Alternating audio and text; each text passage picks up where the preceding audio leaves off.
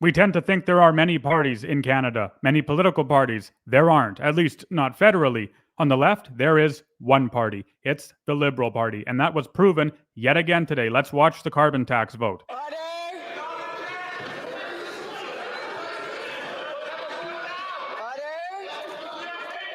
The question is as follows.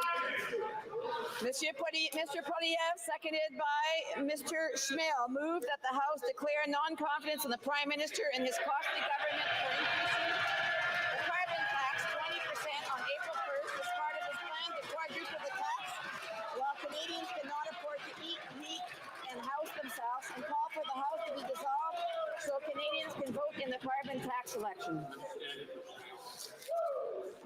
La période de 10 minutes pour le The 10-minute period for members voting electronically has started, and the House will now proceed to the vote for members participating in person. All those in favor of the motion will please rise.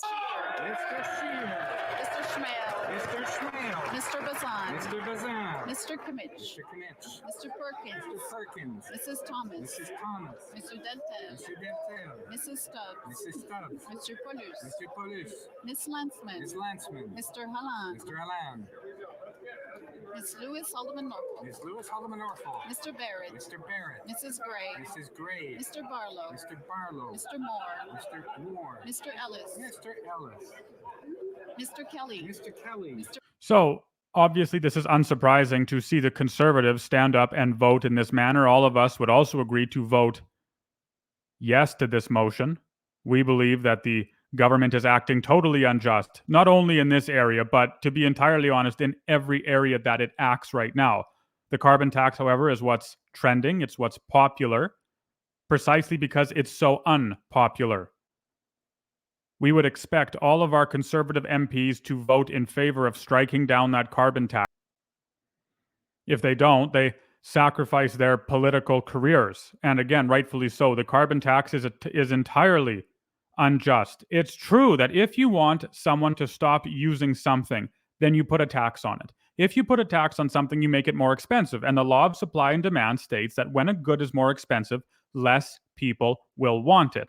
Less people will purchase it. But the problem with gasoline is that it's inelastic. We have to use about the same amount of gasoline, whether it's $1 per liter or $1.50 per liter.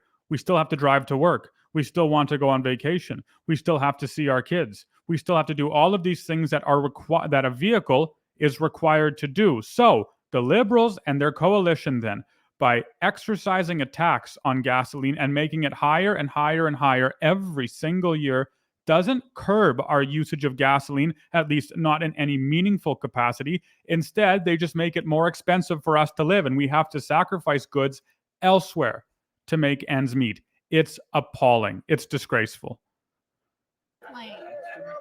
Mr. Shipley. Mr. Shipley. Mr. Reid. Mr. Reid. Mr. Shields. Mr. Shields. Mr. Falk-Provencher. Mr. Falk-Provencher. Mr. Mott. Mr. Mott. Mr. Williamson. Mr. Williamson. Mr. Arnold. And of course, Poliev knows that this vote is going to fail. He knows that the NDP and the coalition and so on are going to vote with the Liberals. They're going to vote to remain in power. What this is instead, strategically, is a political revelation for constituents. They can see whether or not their member of parliament that they voted for or that represents them, even if they didn't vote for them, is voting in favor of keeping life or trying to make life more affordable or not. All those opposed? I want to remind members it's hard for the clerks to be able to hear the names that are being called. So if members could please keep it down a bit. All those opposed to the motion will please rise. Mr. McKinnon-Gatineau. Mr. McKinnon-Gatineau. Mr. Blair. Mr. Blair. Mr. O'Regan. Mr. O'Regan. Monsieur Rodriguez. Mr. Rodriguez. So all of these Liberals, all of these government members can stand in their shame and in their disgrace. They claim, along with the NDP, to be champions of the working man. They claim to be protectors of the working individual, of the common class, of the middle class. And yet here they are voting to crush Canadians with an even darker and deeper tax than what we've known before. Is this what affordability looks like? Is this what cheap living in Canada looks like? Look at this, all of this political privilege, all of this rich and arrogant, pompous political privilege on display for all of us to watch and see as much as we don't want to watch it or see it. Everyone smiling, everyone happy with their decision to continue to drive Canadians deeper and deeper into deficit and debt. It is so evil. It's so wrong. It's unjust. We can barely afford to feed ourselves. We can barely afford to feed our children. We can barely afford to make ends meet if we are indeed making ends meet. And yet here is this elite ruling class completely content to keep making life more expensive. And they should be quite happy with themselves because that is, of course, the objective and the aim of the carbon tax. How is it possible that on one hand, Trudeau can say we're making life more affordable, and then on the other hand, impose a tax on carbon? He doesn't want to make life more affordable, not at all. Quite the contrary. He wants to make it unaffordable for Canadians to purchase carbon, gasoline, natural gas, and so on, so they switch to alternative forms of energy. It's a dreadful, devastating, Orwellian future we do not want. Madame Michaud. Madame Michaud. Monsieur Villemur. Monsieur Villemur. Monsieur Thériault. Monsieur Thériault. Monsieur Champoux. Monsieur Champoux. Madame Sinclair de Gagné. Madame Sinclair de Gagné. Monsieur Trudel. Monsieur Trudel. Monsieur Again, as I mentioned at the start, there's really only one leftist political party in Canada, and it's the Liberal Party of Canada. They operate this heinous coalition. All of these members, look at them, embarrassing, don't have the conviction to stand up for what's right, preferring instead to grovel at the feet of your master on the other side of the House, Justin Trudeau. Embarrassing. Have some self-respect, have some dignity. The House will now wait for the electronic voting period to end before resuming its proceedings. So, we're going to skip through the electronic votes. Of course, nothing surprising. Liberals are voting no. Conservatives are voting yes. All of the other coalition members, NDP, and so on, are voting no because, again, they're spineless.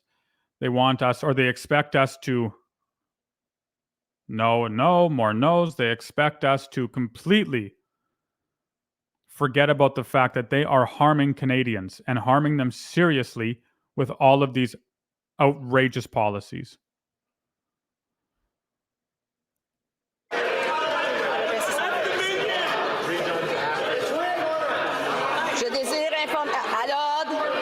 Order.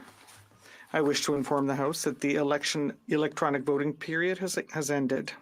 Technical difficulties, they may now use the raise hand function and the chair will recognize. Skipping forward.